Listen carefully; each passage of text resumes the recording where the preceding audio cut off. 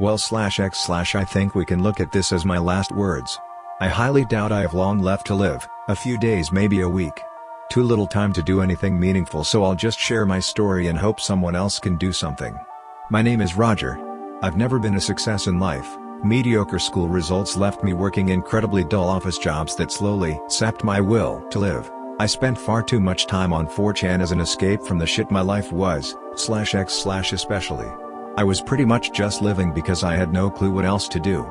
That all changed when I met a man who called himself Mr. Jones. Obviously a fake name, I know. A very charismatic man who had a knack for getting you to agree with him or do what he wants. He came to me with an offer one day, said he could make all my problems disappear or become meaningless.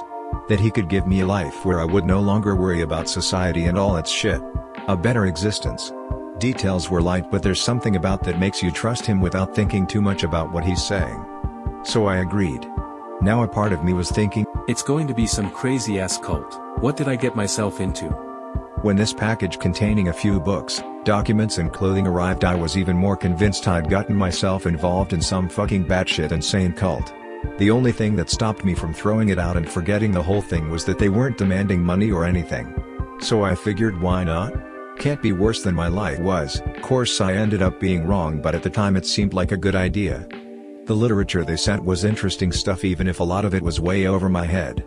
Most of it was a detailed analysis of human psychology, pack mentality, human instinctual responses to various stimuli and scenarios, how our social structure is related to our instinctual pack mentality, etc. I couldn't understand a lot of it, and I get the feeling you'd need a few degrees to even grasp most of it. But the basics I could get to grips with, which is what the intent seemed to be. I wish I still had that stuff actually, as I could find a scanner and upload it. The last bit of literature was by far the most intriguing though. Unlike the two books they sent, the last bit was just a little pamphlet which the letter I got with the package instructed me to read after reading the two books first. It laid out what-if scenarios for human evolution, asking what we may have been like if evolution had simply taken a different turn at some point. Took me a few days to get through all this literature, which meant, according to the instructions I received, I could now open the sealed envelope I received in the package. The sealed envelope contained a new set of instructions. I was to go to this place in Nevada called Jarbridge. I didn't need to bring much with me as everything I'd need would be provided. I figured, fuck it. I've got nothing to lose. The place was hard to get to and very remote. When I arrived I started thinking maybe they'd brought me here to carve me up for organs or something. So I arrived in this town wearing this plain blue jumpsuit like I'd been instructed and went into a store to get a drink. After buying the drink, the one running the store said the people I were looking for would be picking us up at the motel later. That gave me a moment of what the fuck, but it seemed the locals were familiar with whoever had invited me out here. So, I went to this little small town motel to find around 20 odd people, all hanging around wearing the same jumpsuit I was. After talking to some of them for a bit, I didn't get any new information out of them. They knew as much as me and had all been contacted in the same circumstances. The people there all gave off a very familiar feel, and it took me a while to recognize it. They were all like me. Completely unmotivated and with no hopes or dreams. They were here because they had nothing to lose by being here.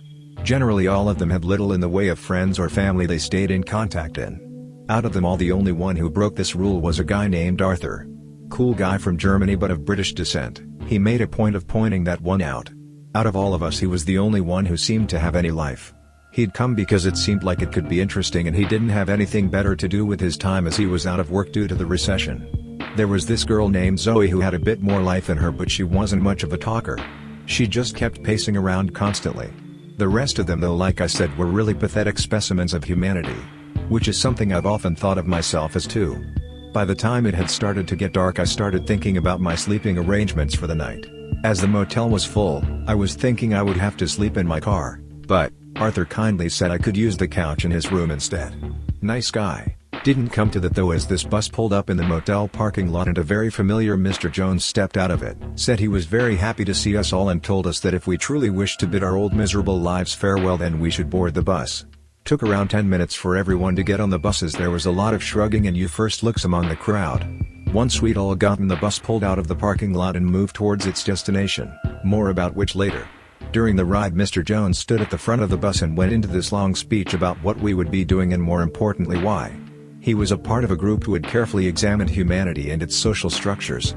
After years of study and decades of accumulated knowledge, they had come to the conclusion that humans are not creatures optimized for living in the social structure we have built. He said that humans are creatures who function correctly only on the tribal level.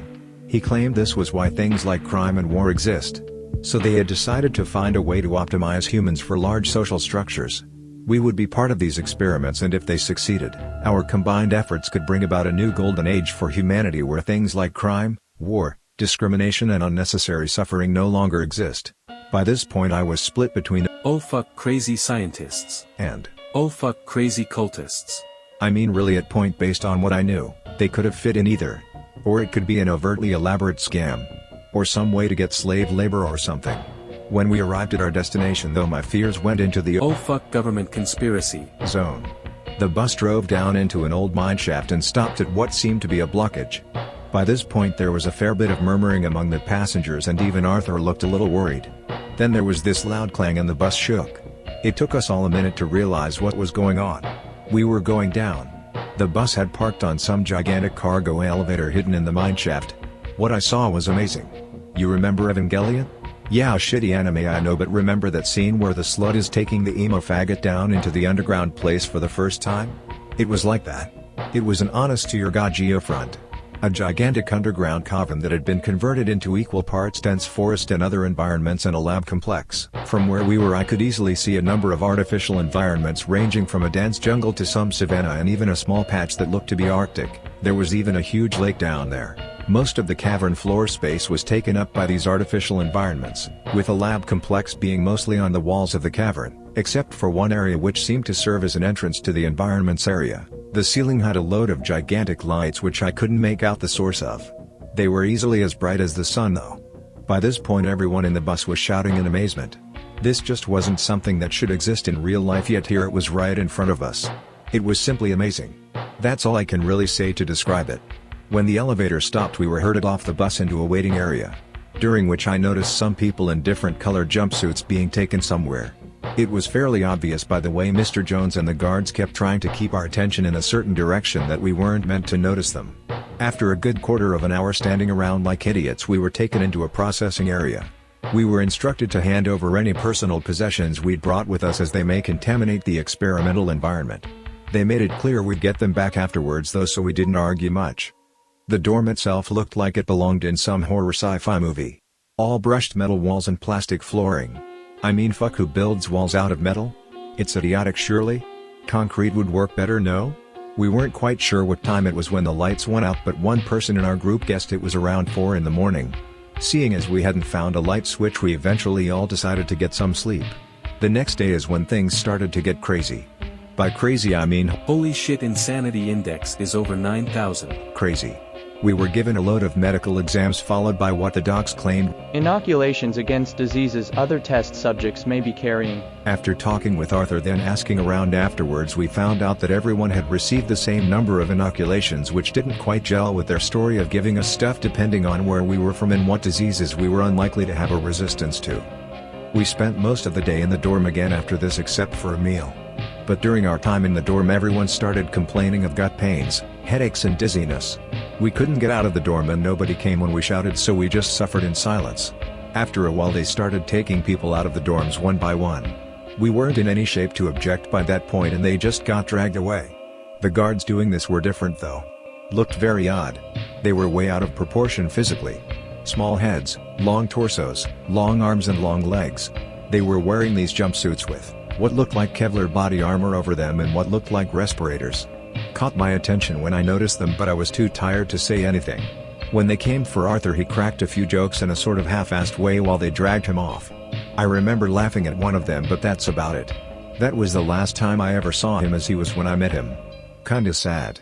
When it was my turn one of the guards just slung me over his shoulder and said something to the other one. All I clearly remember is that the guard's body was so cold. I drifted off to sleep and woke up in a room, sat in a chair. A small room with a screen facing me. There was that same Mr. Jones sat there in the same suit as every time I've seen him. Quite happily waiting for me to wake up it seems. Once I had woken up the grogginess and pain were gone and he started getting chatty. Asking how I felt and other such drivel. I asked him what was going on and he said, "It was all part of the experiments to optimize humanity for large social structures. The things preventing humans from functioning in a large social structure were instinctual. They were a part of our very DNA and thus not something that could be removed by such crude methods as education or brainwashing. They had to get to the source of the problem. At that point I figured it out. Okay, he'd spelt it out, but it clicked that they'd fucked around with our bodies. I started to feel a bit ill again and started to panic, at which point he told me I should calm down as I was in no danger. He went into this spiel about how they were optimizing humans for the future to fix the flaws nature had left us with, that it wasn't something bad or undesirable, and that I was actually rather lucky. Unlike many others, my body had shown a high level of acceptance for the treatment and I would be in at the very top of their research. Sent a shiver down my spine, let me tell you. Then he started asking me a series of seemingly random questions. Things you'd expect from one of those personality profiling tests. Just told me to answer yes or no quickly without thinking too much into it. He wanted my gut reaction. You believe the best decision is one that can be easily changed. It is in your nature to assume responsibility. Things like that. When I finished all his questions, he seemed pretty pleased and asked me to wait few minutes while he got the results. He came back almost a few seconds later asking if I'd like anything to drink or eat, which I declined, dreading what they might put in it. It was around that point I noticed he'd left some music on. It was this nice piano piece, the sort you'd expect to hear in a high-class bar. Very soothing. No doubt a part of their fucked up mind games, but it was nice at the time. Not quite sure how long I sat there waiting, but eventually he came back saying things were looking great. Said I was a truly prized research subject due to both my body and mind having the traits they're looking for in their primary research. That I should be proud of myself for all the good I'll be able to do for humanity. By this point I was thinking, I'm going to end up as some kind of bioweapon. Or something equally crazy. But something about him just made me want to go along with what he was saying. This time I got put in a private room rather than the dorm. It was nicer. It had a carpet, a shower and all the comforts you'd expect of a nice hotel room or something. No TV or anything like that, mind. Taking a shower for the first time since arriving there was nice though. By the time I came out of the shower, someone had come in and left a meal on the bed, which at first I was very much against eating. But I gave in after a while due to hunger, which I found very odd at the time, as I've often gone a day or two without eating and never noticed. There were even fresh jumpsuits in the wardrobe, although they were in a variety of sizes. I found one that matched me though. It was at that point my mind turned to escape. There was nothing in the room which could help me escape and the door was firmly locked. I considered starting the shower again to see if they came in like last time, but figured I'd have to wait before trying that. Wasn't much to do, so I just thought about my situation and looked through the room. No luck or bright ideas though. Now I said that day had been crazy, but the crazy decided charts were no fun and went straight to the fucking moon over the next few months. My days quickly fell into a routine. Start of each day Mr. Jones would come in and tell me what I would be doing that day. Some days it was lab stuff where I'd be poked and prodded by scientists until they decided to inject me with something. Other days it was exercise. Through this I quickly noticed how much my physical endurance and strength had massively increased. Didn't take me long to notice I was getting bigger as well. A few days I was just in the room. Meals were taken in my room or in the area used for exercise depending on my schedule for the day. Despite everything I never seemed to object. Something about Mr. Jones just made it impossible to disagree with him, and it only got worse the more time I spent around him. At first it took a brief conversation for him to get me to do what he wanted, and by what I estimated to be the third month it took only a raised eyebrow for me to stop objecting. By this point as well my growth had become rather disturbing. I was a lot taller than I used to be and my limbs had become much longer. But unlike the guards who were fairly scrawny looking, I was more developed. As in I had a healthy layer of fat over my body along with well-developed muscles, whereas they just had the muscle with no visible body fat. Their arms were a lot longer than mine as well, they reached down their ankles. It was really freaky. My arms only reached a bit past my knees, which with our longer legs and torsos meant we had freakishly long arms. When I first noticed these changes I thought they were turning me into one of those things, but Mr. Jones must have noticed me staring at them one day and was quite quick to assure me otherwise.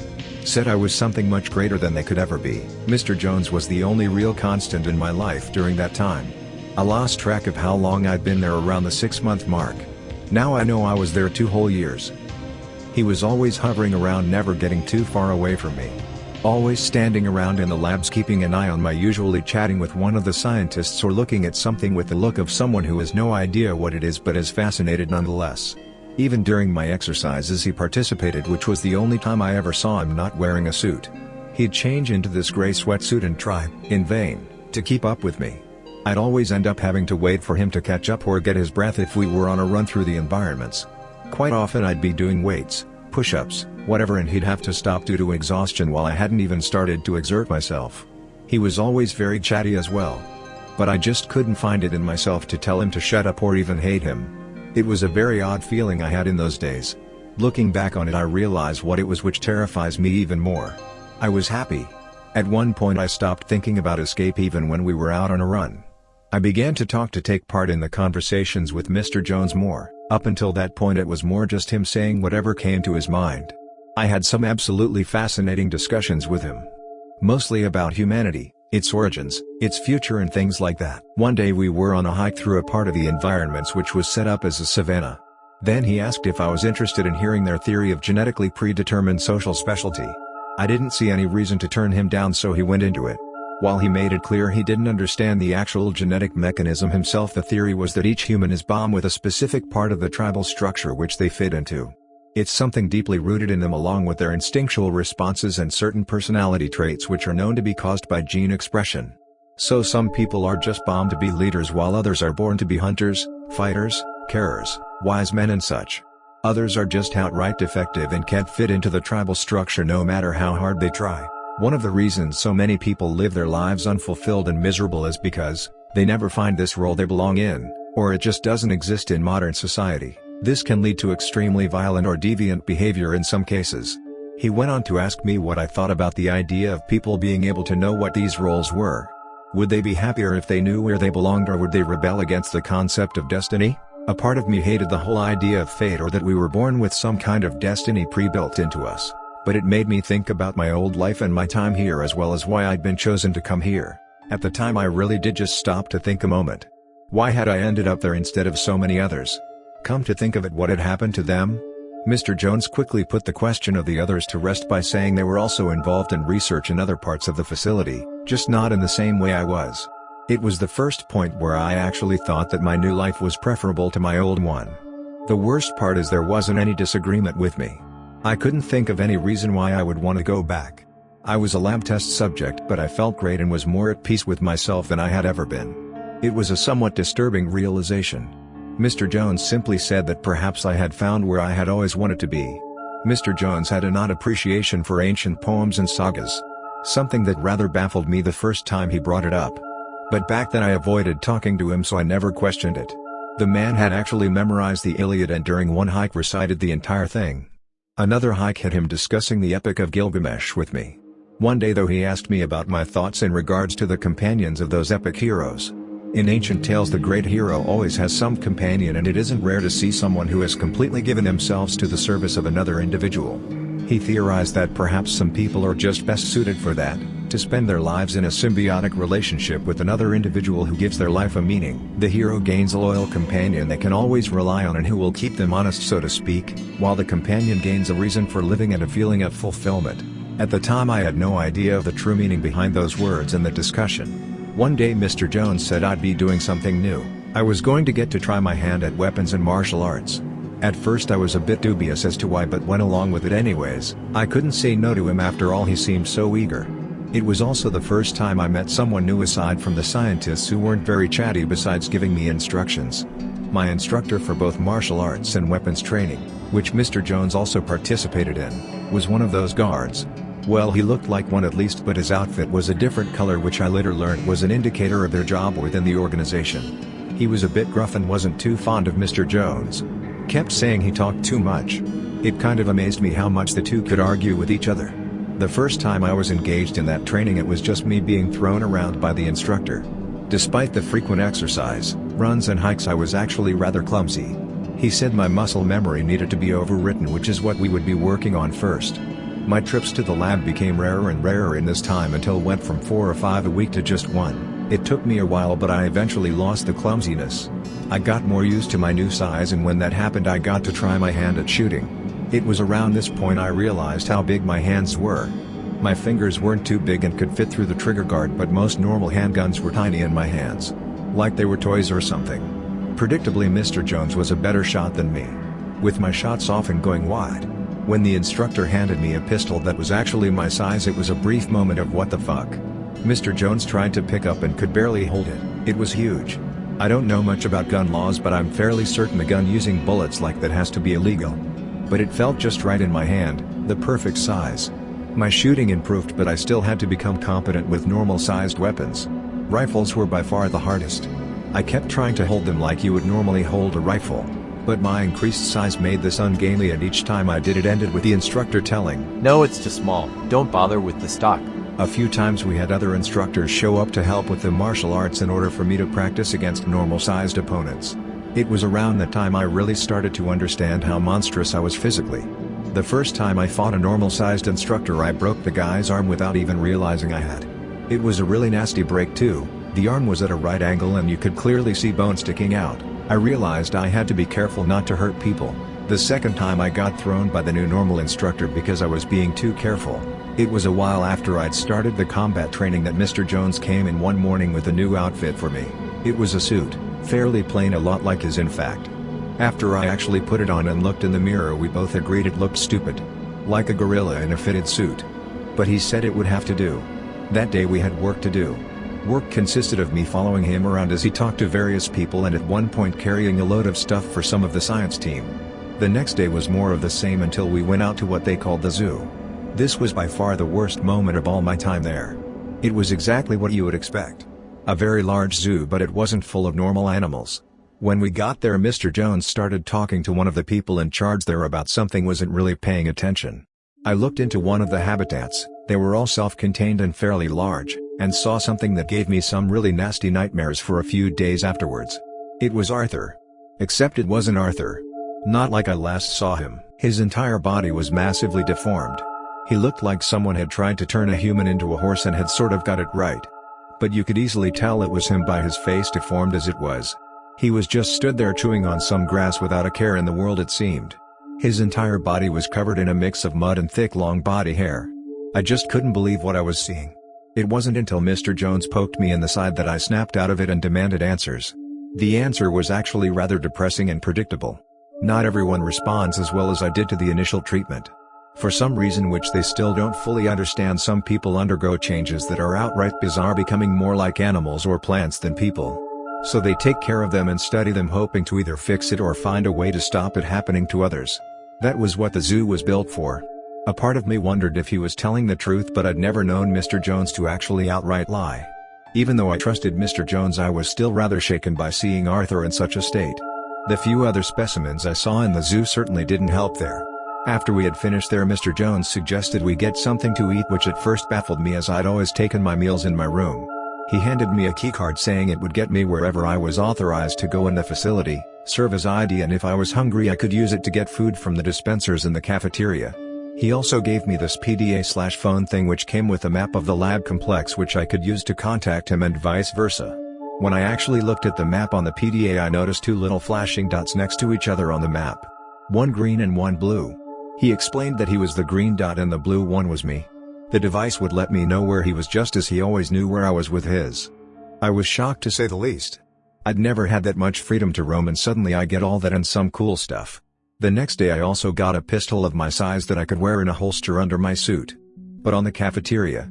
It was automated but gave me my first decent look at this organization and its people. There was a surprising mix of people who were obviously modified like myself and normal people, although Mr. Jones was quick to point out that just because it's not obvious doesn't mean they haven't been modified. I noticed that different kinds of modified had certain habits. The guard ones, for instance, tended to eat very quickly so they didn't have to leave their respirator off for too long and drank using straws that plugged into the respirator. I saw another one who looked sort of like what Arthur had become, but unlike Arthur his mind was intact, judging by the fact that he was talking to people and had hands he could use even if they were ungainly. After that, things settled into a new routine. Lab trips became bi-weekly, exercise was lighter but daily, and most of the day was spent with Mr. Jones as he did whatever it was he needed to do. It was pretty obvious I was some kind of bodyguard or something, but I honestly didn't mind. He was a decent guy, so I didn't resent being used like that. A bit annoying at times if he got in a really chatty mood and you wanted quiet, but other than that an all-round great guy. After a while I noticed one odd thing, which was probably just the result of my spending so much time around him for so long. I always seemed to have a good gut feeling of where Mr. Jones was and what he was doing, even if they're quite a distance. Guy was just predictable, I guess. His position in the organization was hard to determine though. Thanks to accompanying him so much, I found out that he was modified. Not like me, but somehow. He seemed to be important in the organization, but at the same time he was also a test subject like me. It was odd trying to figure out where he fit into it. Mostly he just spent his time making sure things ran smoothly. Acting as some kind of administrator. Seemed to be pretty good at it too. Finding out he was modified was probably the biggest headfuck of the time. I'd always figured he was some shadowy government man or something. I asked him who he used to be, but he always shrugged away the question, saying it was unimportant as he'd found where he belonged. It was a sentiment I could agree with at this point, but I was still curious.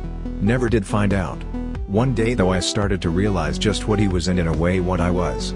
It started when we had a visitor from another facility. The guy in charge of that one. He was a fairly unimposing man in a suit who instantly reminded me of Mr. Jones.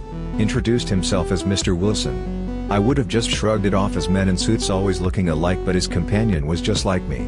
Mr. Jones and Mr. Wilson spent a week working through some details regarding research materials and cooperation between the two facilities, which gave me plenty of time to talk to his companion, whose name was James. Nice guy overall. He really helped me figure out what I'd become. His theory was that the people we had become partnered with were leaders. Natural-born leaders, but because there's a tendency for corruption and the like in them, they need someone to keep an eye on them. A conscience, effectively. We exist to make sure they don't become self-centered bastards by providing an external reason not to be one. At the same time we also protect them. It made sense and brought to mind the Epic of Gilgamesh, where after the death of Enkidu he became an all-round bastard, embarking on a quest ignoring the people he ruled. But I didn't resent this. I didn't dislike my new life at all. Sure, it could just be I was brainwashed or something, but I honestly felt more fulfilled than I had been in my old life.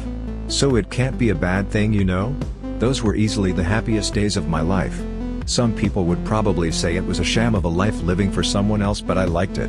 I was happy, which is something I'd never been before. Unfortunately, nothing good lasts forever. While you couldn't exactly class me as human anymore, I know full well what humans are like. Especially those who hold power.